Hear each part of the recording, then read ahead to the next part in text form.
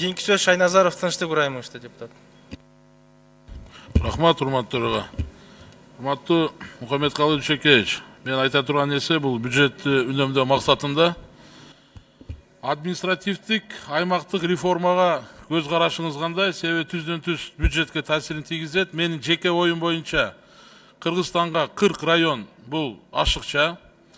Адашпасам 453 айыл өкмөт бар, ал дагы ашыкча. Мен жеке оюм, балки мен адашып аткандырмын.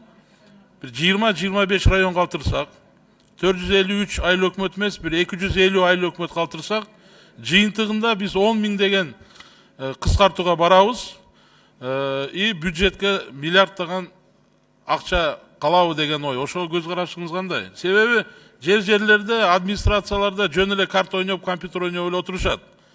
Район акимдердин, губернаторлордун бюджети жок. Айыл өкмөттүн көзүн карап эле отурат. Мен бул жеке оюм, ошого сиздин оюңуз кандай? Мен дагы кошулам ушул оюңузга. Бирок кандай формада барат? 20 район калабы, 250 айыл өкмөт калабы, аны баарлап чечиш керек. Азыр Сооронбай Шариповичтин чечими менен жумушчу топ түзүлдү. Мына Кубатбек Айылчевич жумуш топтун жетекчиси иштеп атышат. Мен ойлойм 19-жылы бүт концепциясын чыгарып ошого барышыбыз керекпиз. Анан кайсынан баштайбыз, кайсы убакыттан баштайбыз, аны сиздер менен чогулуп чечишибиз керек. Бир нече мыйзамдарга өзгөртүү киришибиз керек ал жерде.